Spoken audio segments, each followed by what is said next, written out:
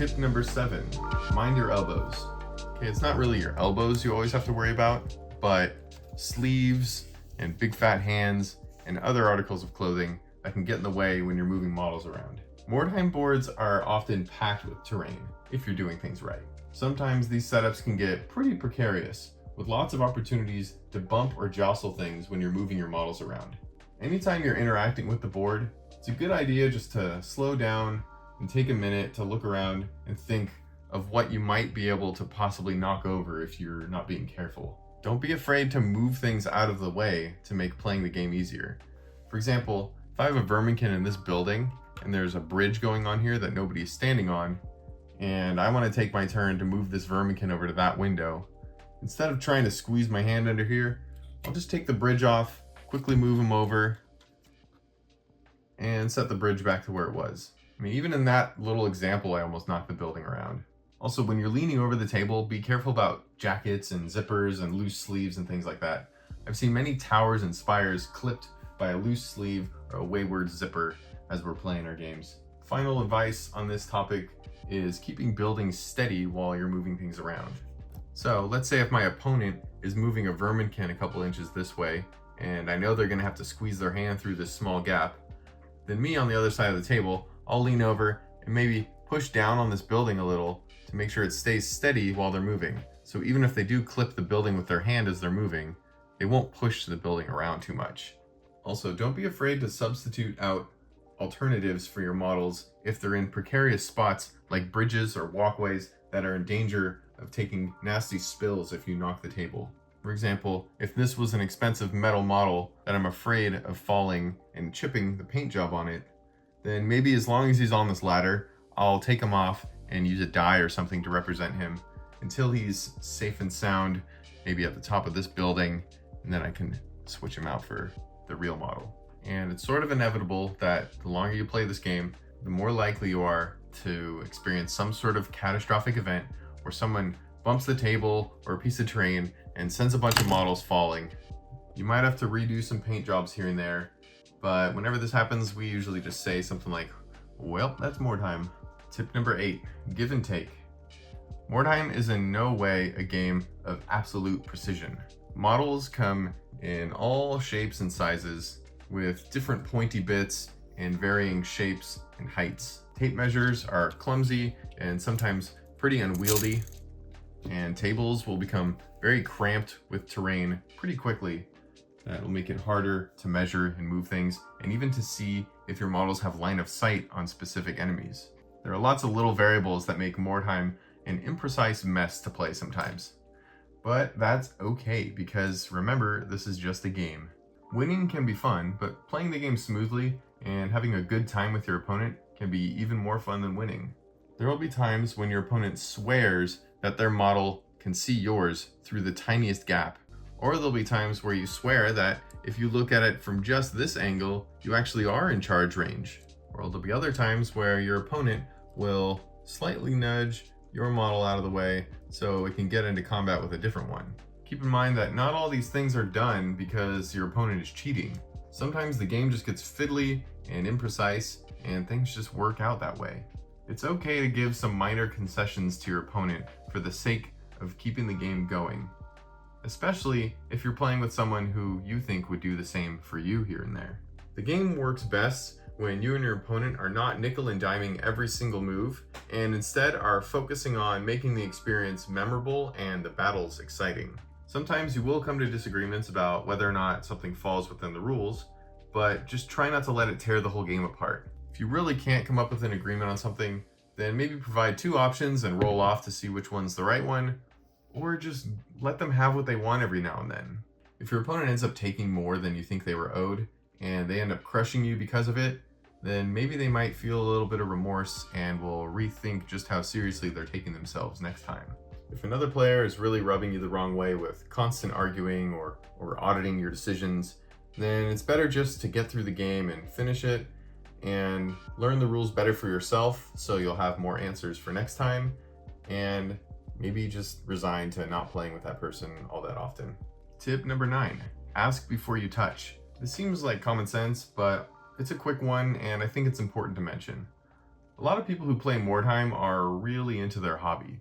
Seeing as how this game has been around since 1999, it makes sense that there are a lot of players who really enjoy collecting and painting vintage models that can be very valuable to them. Anytime you want to help out an opponent by moving one of their models that might be hard for them to reach, or if they forget to remove an out of action model or something, just quickly ask before you touch them. Usually just a quick, mind if I move this, before you touch it is enough. And it will get a quick response by them either saying, sure, go ahead, or they'll say, no, I got it. Again, seems like common sense, but I just thought it'd be worth mentioning. Tip number 10, make your roster work for you. Your roster is the lifeblood of your warband. It holds all the DNA that makes each warrior in your warband unique. Managing your roster and keeping all the information clear and concise is important to help you keep the game running smoothly. This topic almost deserves its own video, but I'll quickly give you 5 tips on how to make your roster serve you better in your games. So number 1 is, if a hero takes out an enemy warrior, immediately give them the experience. Every scenario in the rulebook awards experience for heroes if they take out an enemy. Rather than waiting till the end of the game to try and recall which hero took out who, it's much easier just to mark the experience immediately when that hero takes out an enemy. Number 2 is to make notes for special rules. Lots of weapons and warriors come with their own rules, so rather than referring to the rulebook constantly or risking forgetting that rule, make a note on a piece of equipment or a skill to give you a brief reminder of what it does. For example, I know the helmet here gives a special save versus stunned, so I might write stun save here. Even if I don't know what stun save means, it reminds me that there's something special about a helmet that I should look up. And if the rule is too long, then maybe next to a rule just write a page number. Or there's also, on most rosters, a big section on the back for notes to where you can write down all the specific stuff that's available to your warband. For example, this roster happens to be from my Sons of Hashut warband, and since they're not in the rulebook, then it's beneficial for me not only to print out their special rules, but put a little reminder in the notes section about what their specific things do. I also put a little key at the bottom for things that are specific to only the dwarves, and for which things are specific to the dwarfs as well as the centaur, like this no armor movement modifier and the hard to kill rule. Tip number 3. During the post game, after you award experience to your warband members for surviving or recovering Weirdstone or something, and then you've rolled their advances for that round, if they had any, put a line after the last box you filled in. This is here to note that I've already accounted for this experience this game, so anything after that is from the next game I play. And also, make sure to note down in this box here how much experience a warrior has earned. If you don't mark a number down here after each game to note how much experience they've earned, and if you're not maybe marking with a line to know how much they earned that last game, then it can be hard to remember if you've accounted for previous experience at the end of the game. Like, let's say after game 1, I had 11 experience on this dwarf, and I didn't write it down here, and I didn't mark it in, and I didn't put a line noting that I had accounted for that experience in my last level up. Then maybe next game, I earn 3 experience. But now, since I didn't write it down, and I don't know where my last experience point came from, then do I have 2 advances this game? Do I have 1 advance? It's hard to keep track.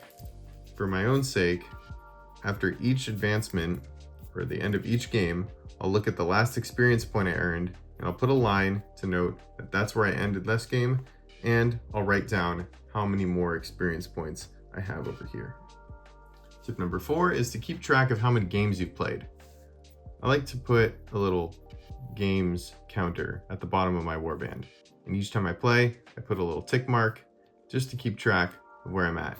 Because sometimes warband rating is not the best way to determine if you and another opponent are a good match for each other, as warband ratings can be deceiving as players pick up Dramatis Persona or maybe hired swords or things like that. So keeping track of the number of games you play might help you better determine who you should play with next time you meet up. My last tip is to give your warriors memorable names to help remember who they are. A lot of models can end up looking very similar to each other after you've built them and painted them. So it's very important to know which model is which when you're playing.